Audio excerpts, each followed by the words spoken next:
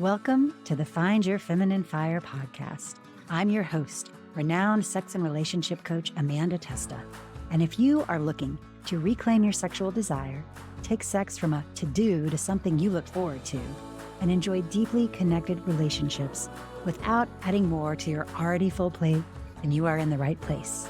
Listen in to discover how to fan the flames of your feminine fire, fall in love with your sensual self again, and experience intimacy like never before, all in a way that feels really good to your system. Make yourself comfortable and enjoy the episode.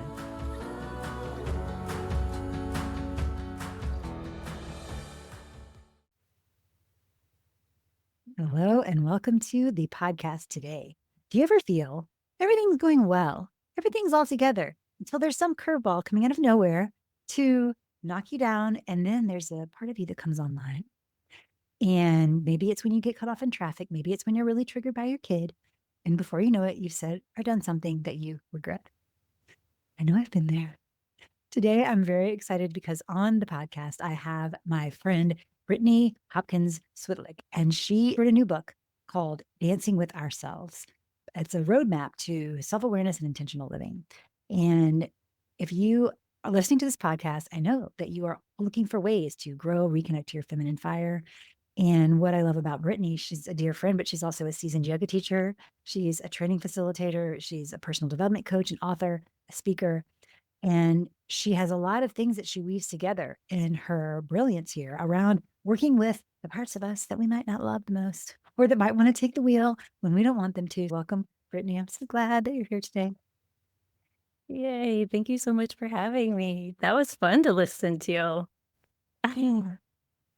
I'd love if you would share a little bit about your background, because you've had such a unique and varied life experiences that you bring to what you do, being a professional dancer and living in a straw bale house, all the things. So if you would just share a little bit about what led you to this moment. You can give the Cliffs Notes version, because I know that's a lot, but just share a little bit about your background. It is a lot. Yeah. Born and raised in small town Texas in a super conservative, two very different households, actually. One very conservative household, and then one that was like, yeah, bring all the kids over. All my friends wanted to go to that house because it was a little more free for all.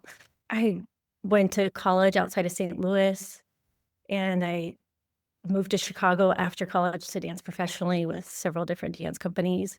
And then there I met a guy and moved to Utah.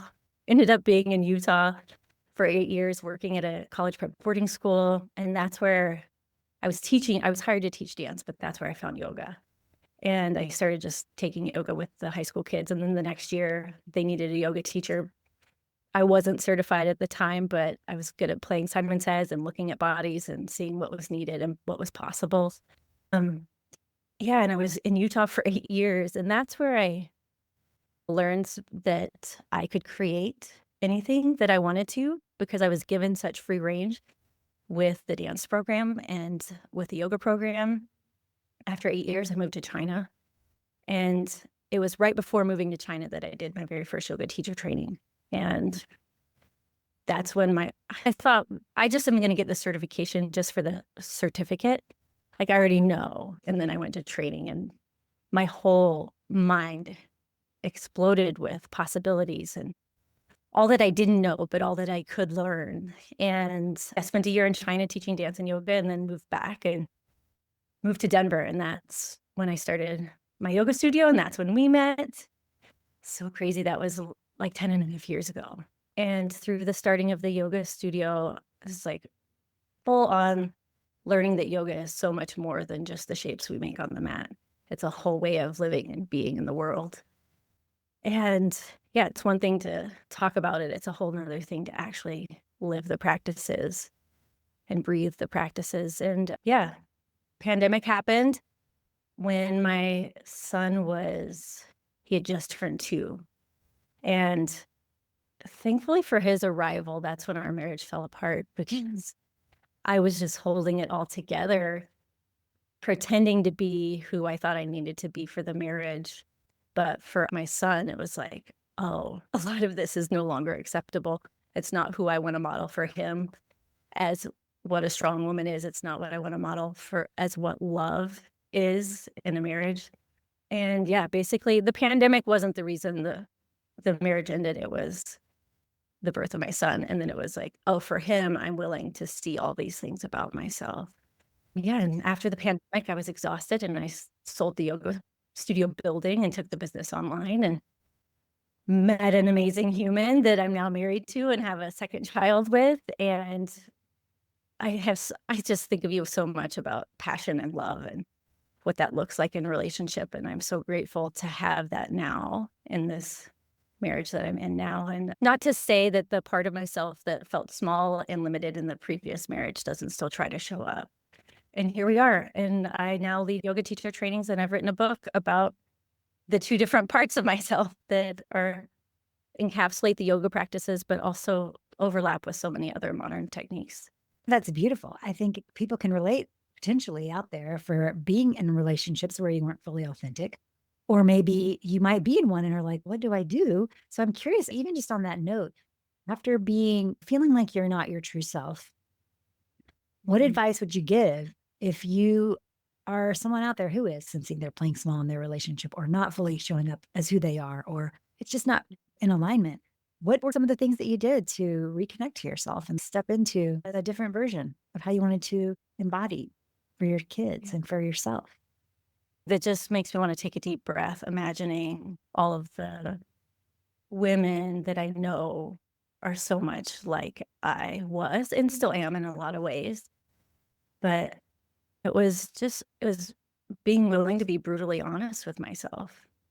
And really what happened was, and I write about this in the beginning of the book, one of my best friends, Molly, we were on the phone and I was like, I just don't understand how I can be one version of myself in this marriage where I am so small and like afraid to rock the boat because it just didn't feel like there was space for me. Yet in the yoga world, like in my yoga studio and community, I was this big, bright, shining light that nobody would have guessed that there was this other side of me that was showing up at home. And in this one conversation with Molly, it was like, it feels like there's two parts of me.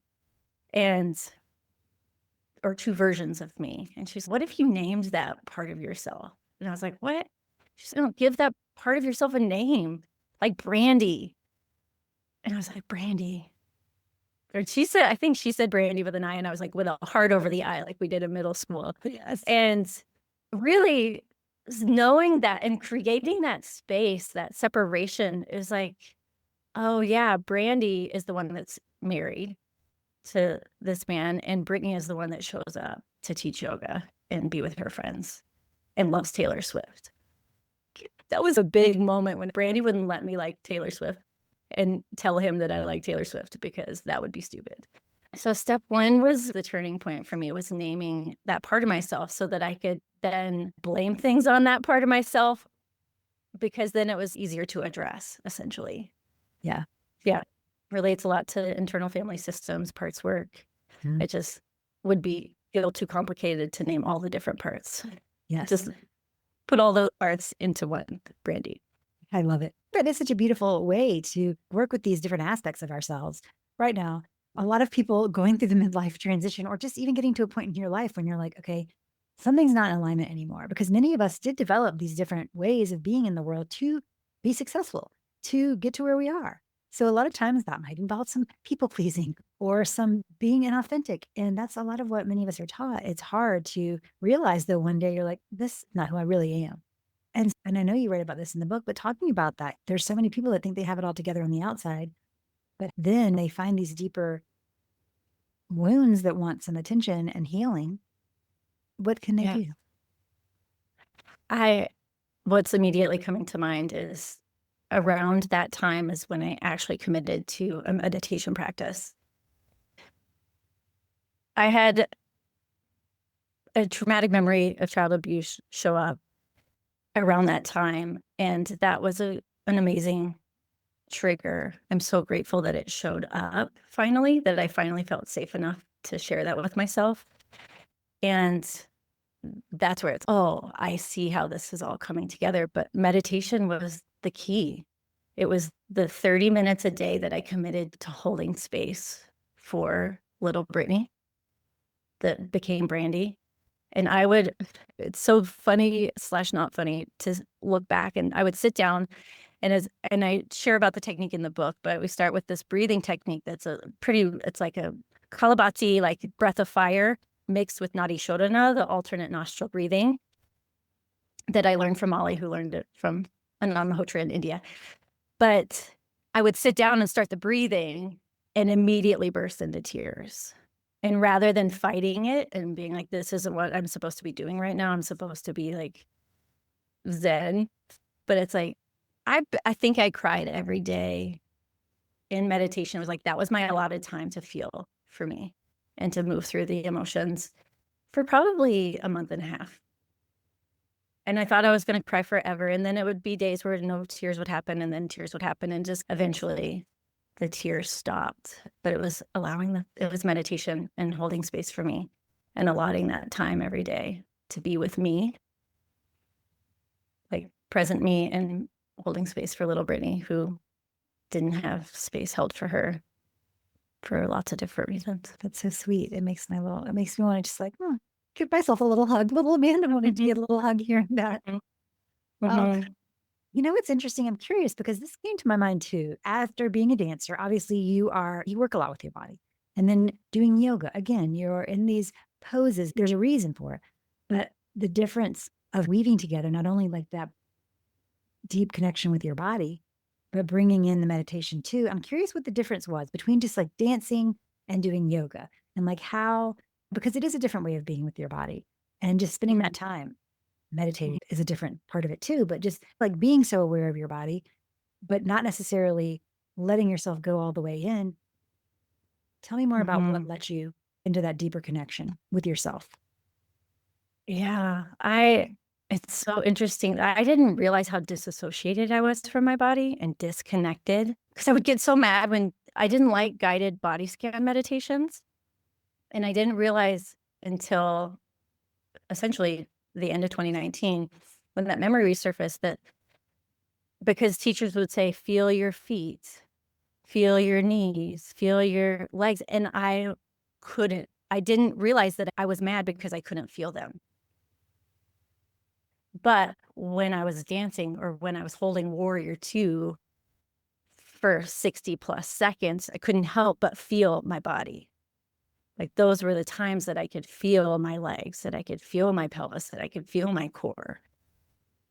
So I see that's how I was naturally drawn to those practices. And it's, oh, yeah, that makes sense. And then the meditation, finding a different meditation technique that wasn't asking me to feel something physically, that was asking me to, basically it was a mantra meditation. So the I am mantra was the focal point rather than my body being the focal point. So it was like the physical practice landed me in my body physically, and then the meditation practice landed myself in myself mentally, emotionally. It is true. We have to have and cultivate within ourselves a certain foundation of safe enough for certain things to come up, and to be able to actually be with them and move through it and integrate and heal. And it sounds like that's a lot of what happened with your experience. And I would love to talk a little bit about this alter ego of Brandy, and really how you can work with your ego that way. And I like how you call it like name it to tame it. But really, when we invite these different aspects of ourselves into a persona, how you did that with ego. And tell me a little bit more about that, if you don't mind. Yeah. So I didn't realize at the time, because everybody's different and relates to themselves differently, right? And there's those of us that are just so willing to be in shame. It's my fault. I did it wrong. And that's Brandy. Brandy, and sounds like your ego, like willing to just, it's my fault. And then there's others that I don't have any ego. You're the one that's wrong. Yeah, you should be ashamed of yourself. And I feel like those people's egos are sneakier. Like they're going to say that I don't have an ego. It's just me. This is how I feel. And what I've come to recently, and it's out of talking about it with my husband, because he's got one of those egos that go one up. My husband's name is Adam. His ego is Alex. Sometimes Brandy and Alex hang out, and it's a shit show when that happens. Oh, yes. it's been so helpful to have these discussions with him because basically it's a nervous system response. That's what clues me in to when Brandy's running the show.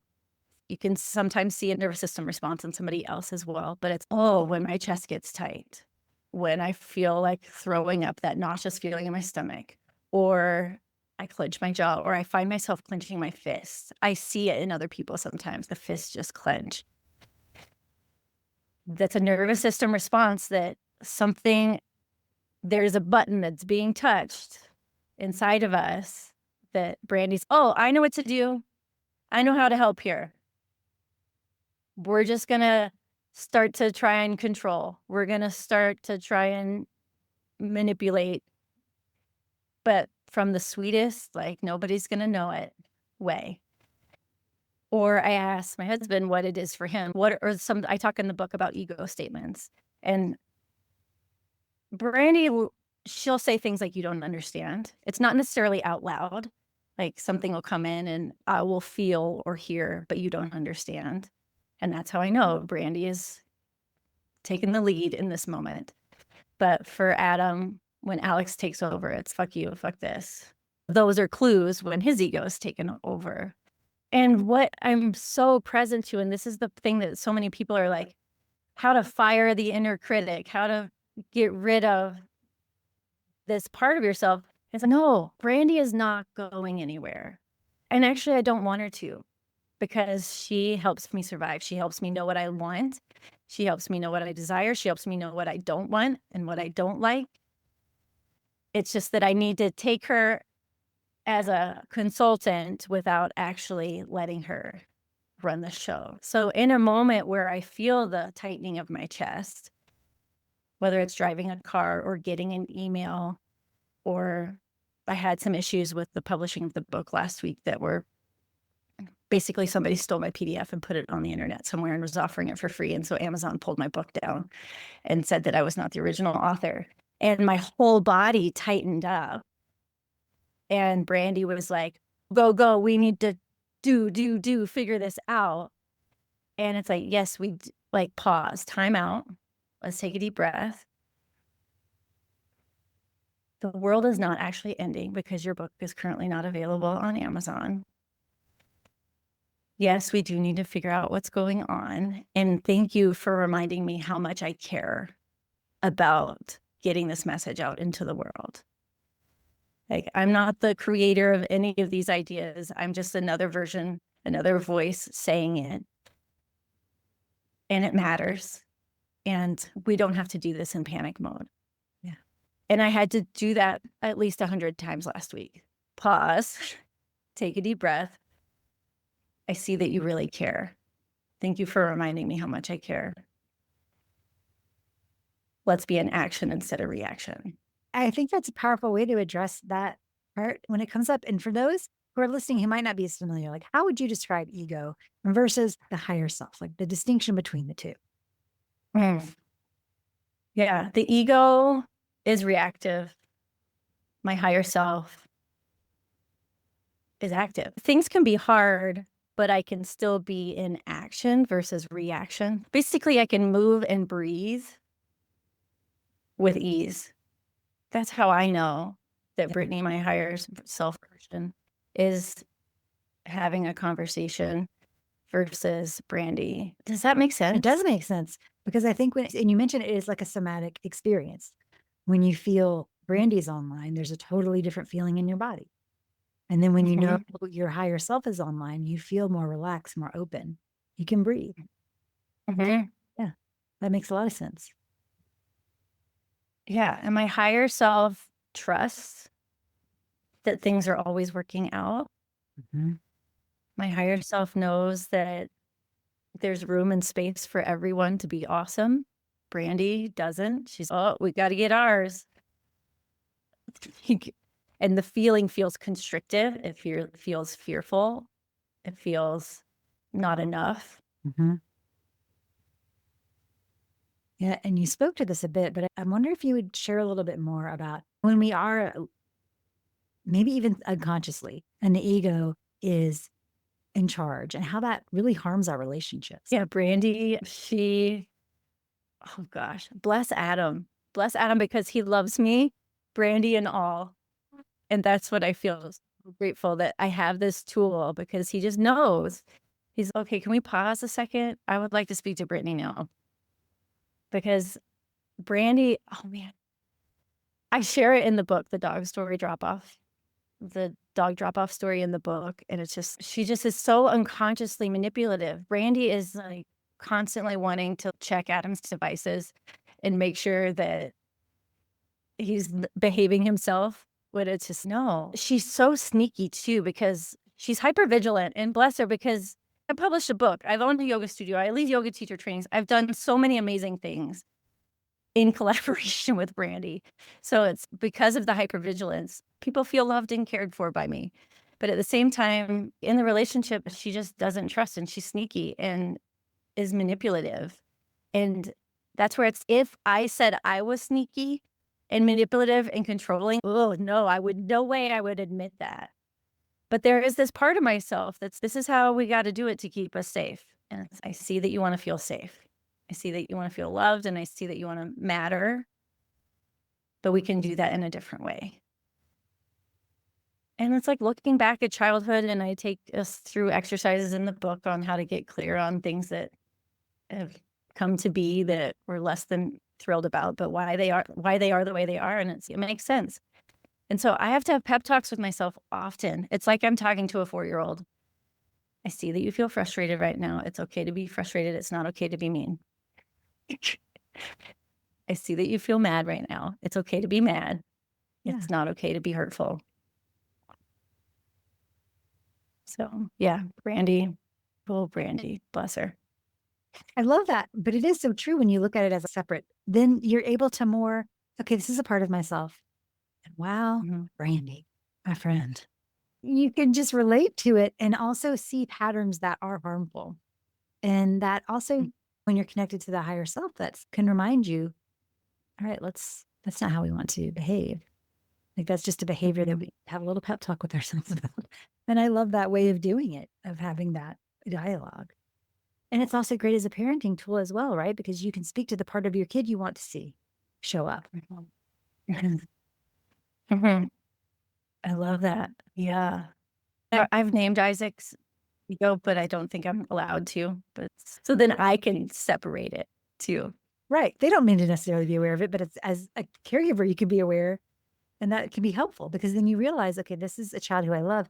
And this is just a behavior pattern. Their ego showing up in ways I'm not thrilled about right now. We will have these triggers that come up in relationship. Like you say, that's where we are invited to heal. And how can we transform these triggers into deeper connection? Mm. Yeah, I would love to bring up the drama triangle and the empowerment dynamic here. Yeah. The in the book, and I didn't create the drama triangle or the empowerment dynamics. Stephen Cartman, David Emerald, Donna Zajon, incredible humans. And I use these tools in my yoga teacher training because it's essentially a way to get present. So yoga means to yoke, to unite, to get present, to land in this moment. And there's 3 roles in the drama triangle. Anytime Brandy's feeling like there's something she wants or something needed that she's not getting, I'll hear her say things like, I can't, this is too hard. She's playing the victim role. And then other times she's like, I can fix it. I can help. I can help. She's playing the rescuer role. Or anytime she says, you shouldn't have done that, whether that's to me or to someone else, you're bad. You did it wrong. She's playing the persecutor. And it's being able to hear those things, those ego statements that allows me to say, time out. You just said one of those key words. This is too hard. I can help, but from the panic mode, like I don't feel calm and like I can breathe in my nervous system. There's a difference when I can breathe with ease and be like, yeah, how can I support you? That's Brittany, my higher self, showing up as a coach rather than a rescuer. I can feel mad, I can feel frustrated and still be a creator, the opposite of the victim. It's because I allow myself to feel those feelings and I know and trust, there's a sense of trust that this isn't going to last forever. I'm going to move through this hard thing. So opposite of victim is creator, opposite of rescuer is coach. And then the opposite of the persecutor, Brandy says you should, this is bad, this is wrong. Higher self Brittany says, I'm going to get stronger from this. What can I learn from this? What is there that I'm not seeing right now that if I actually face it is going to launch me into a whole new possibility? So from persecutor to challenger. And it's so easy to put other people in those roles. Oh, you're being a victim right now. And that's Brandy being a persecutor. Oh, they're just trying to save me. They're enabling me, putting them in the rescuer role. Or don't persecute me right now. You're judging me right now. It's not as impactful when we put these roles on other people, but it's like seeing where I am, how I'm interacting with the world around me. Could be people, could be situations, could be, illness, could be. And it's like life happens. Am I resisting it or am I moving through? Am I paddling upstream or going downstream? And what are some ways, if you want to be more aware of this, that you can invite that practice in? Because it definitely is a practice of learning to pause and stop yourself. So what are some ways to do that? I think first is to just notice, like, I feel triggered right now. And triggered, that word feels overused a lot these days. Sometimes I'll say activated. I feel activated right now. Like my nervous system feels activated. And step one is to pause and notice it. And then near the very beginning of the book, I talk about right now I'm feeling physically, fill in the blank. Right now, mentally, I'm feeling blank. Emotionally, I'm feeling blank. It makes sense that I feel that way. Is the softening, the compassion. Likely it makes sense I feel that way because I have a 2-year-old who has decided that nap times are done. And I'm overwhelmed because I don't get the time that I needed to do basically my meditation practice. Or it makes sense that I feel that way because something that happened in my childhood that is still a part of my programming today. And so it's like I can authentically say it makes sense that you feel that way. So the pause, take a deep breath. Physically, I'm feeling, mentally, I'm feeling, emotionally, I'm feeling. It makes sense that I feel that way.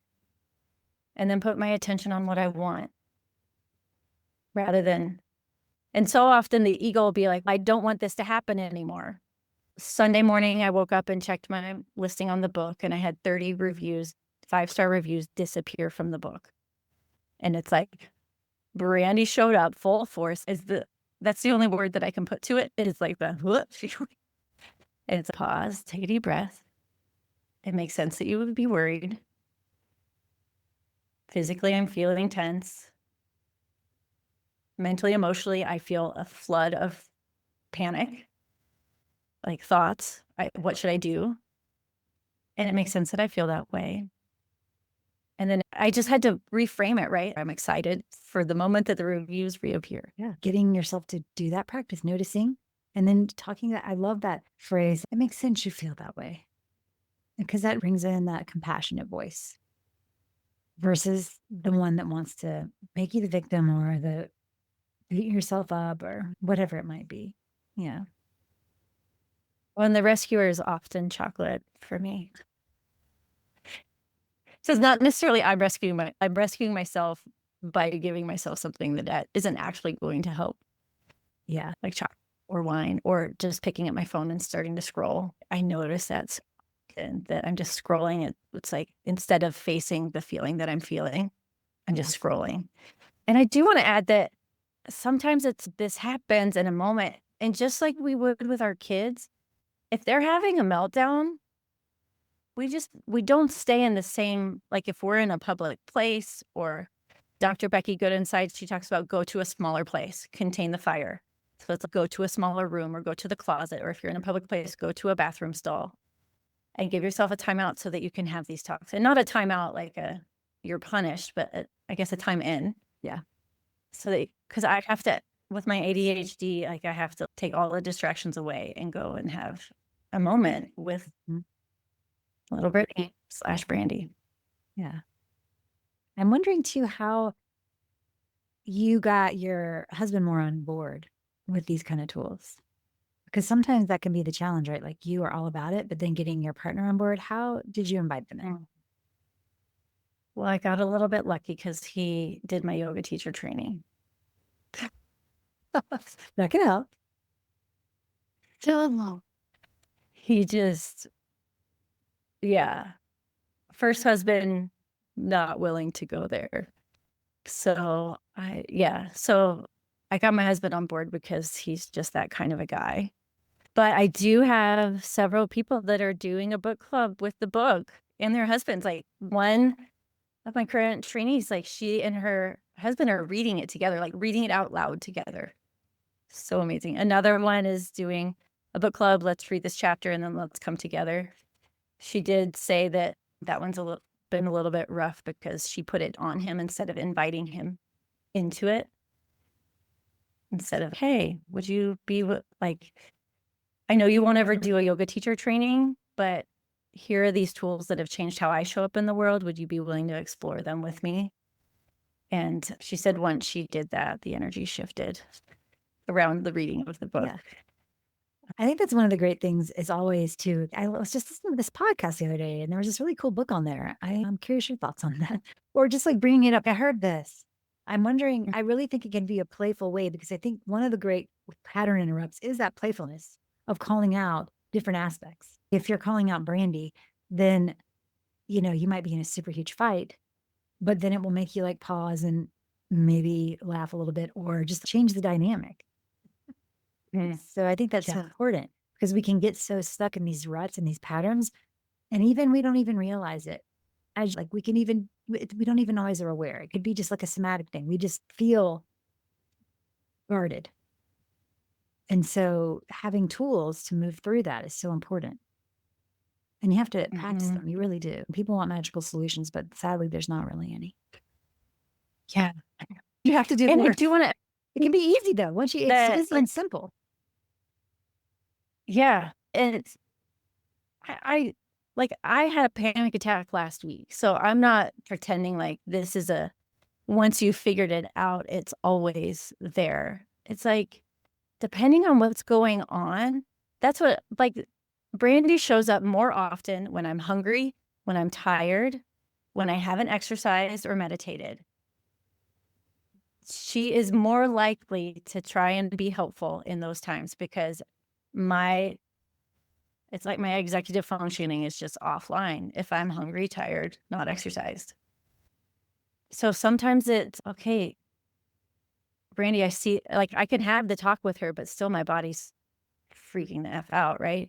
And so, like, I do a lot of tapping, like holding, like, just basically EMDR, this is like magic, right? So is going for a walk and feeling my feet, right foot, left foot, right foot, left foot. We've all been in the experience of walking, not we've all, anybody who's practiced yoga consistently knows you can walk into the yoga studio feeling one way and leave feeling like a different person because you walked in with your ego leading the show and then you walked out with your higher self re-grounded in the driver's seat.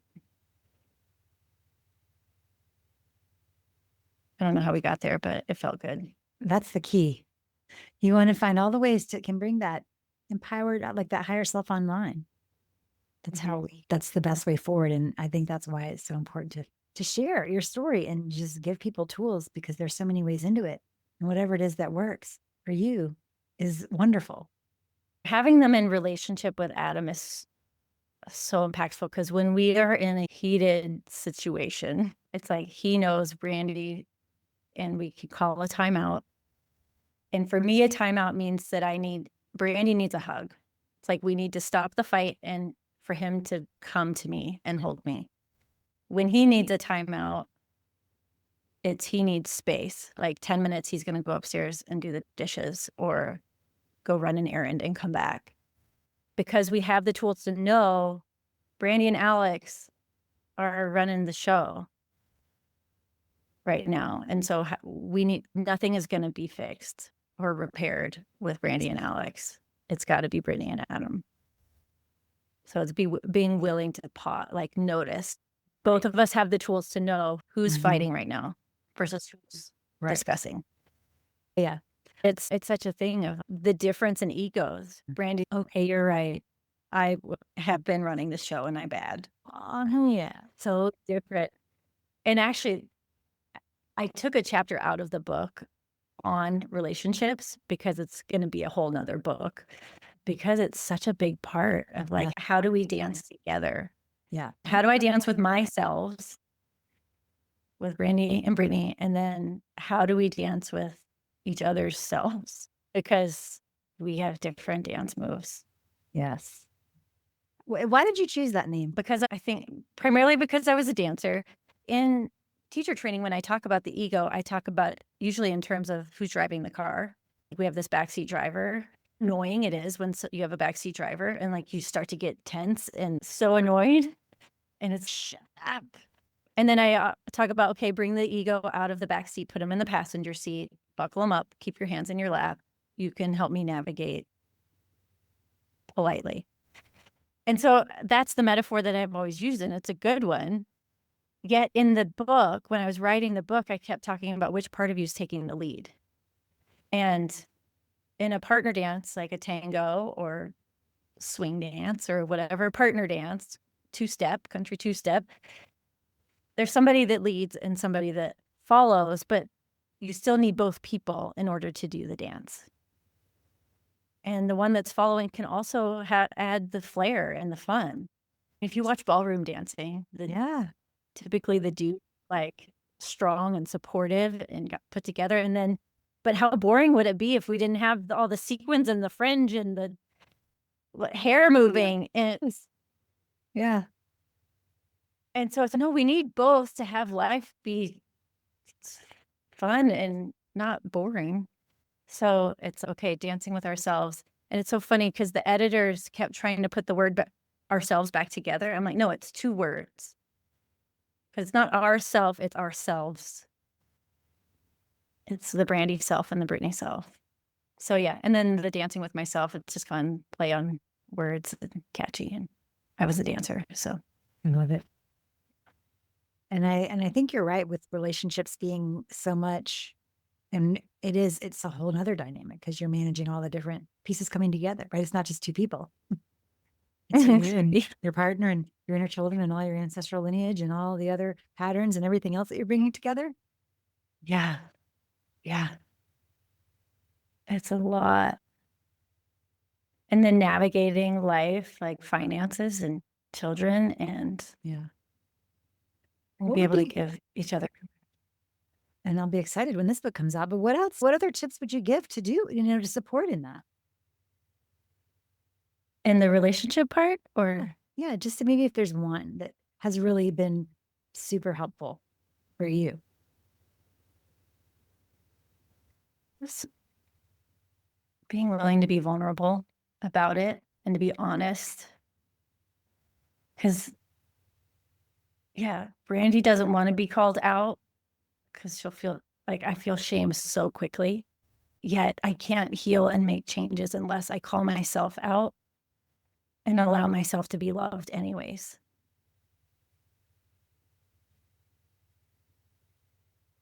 And allow yourself to trust that. Anyways, we really have to love the parts. Love all of the selves.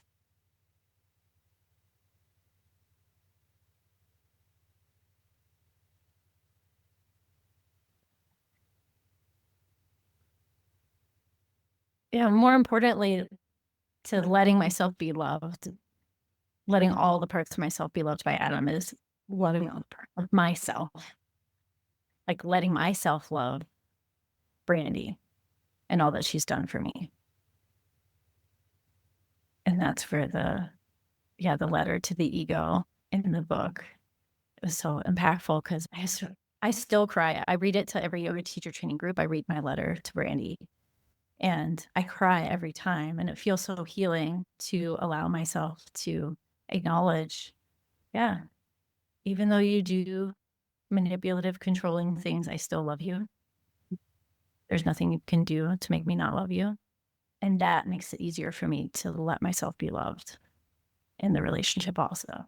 I am celebrating you and your book and just being able to offer this and your love and care in more ways and celebrating. I think that hearing even you say, letting all the parts of me be loved, it's such a beautiful concept.